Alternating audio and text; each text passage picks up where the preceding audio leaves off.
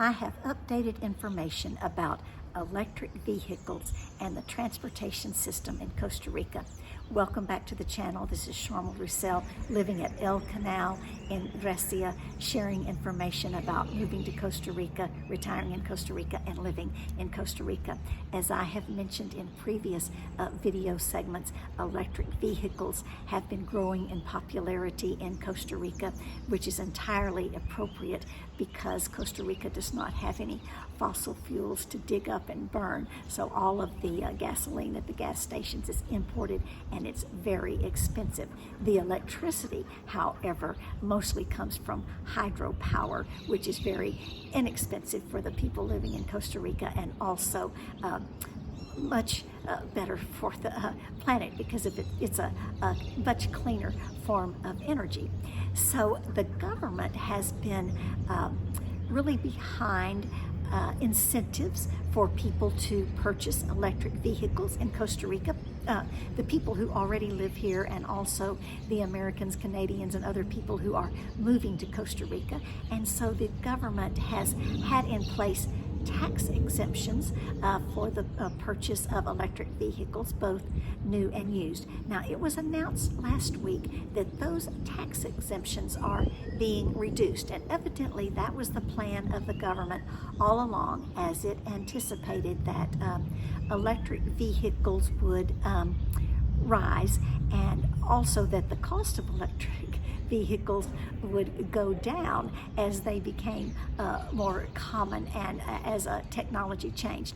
I'm not sure that the cost of any vehicles have gone down, but regardless of that, the tax incentives for electric vehicles are being reduced, which was part of the government's plan all along. But I'm just encouraged that Costa Rica does have a tax exemption program for electric vehicles. And if you want to know the particulars about the complicated tax exemption for electric vehicles, you can Google that and find information online.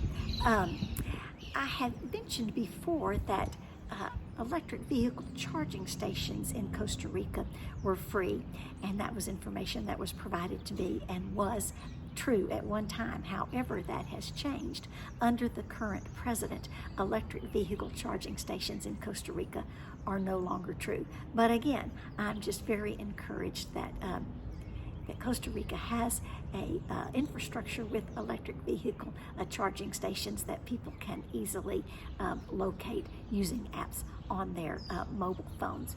Now, on the other hand, electric trains are under consideration in Costa Rica because of issues related to traffic congestion in major metropolitan areas, particularly the capital city of San Jose, and because of the increase in major crashes that are related to this traffic congestion.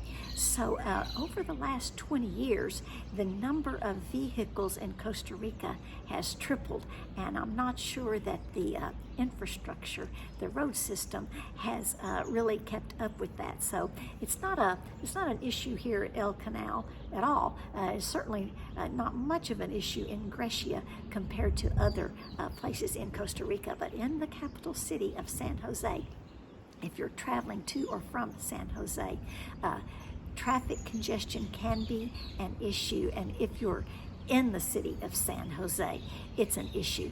Now, Claudia Dobles, who is a candidate for president, not this year, but next year in Costa Rica, she is campaigning on electric trains for 5 routes in and out of major metropolitan areas, and I'm assuming that's mostly the capital city of San Jose. Now, the current president, Chavez, he is in favor of 2 routes for electric trains, and Dobles would just increase that by adding 3 more.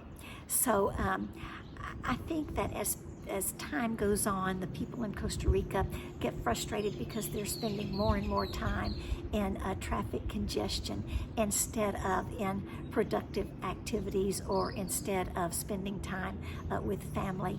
And so that's why Costa Rica is looking at the possibility of electric trains, which I find very encouraging. I know it would be, or I feel like it would be beneficial for the people living here in Costa Rica, and of course it would be beneficial for the planet to have a mass transportation system that consisted of electric trains.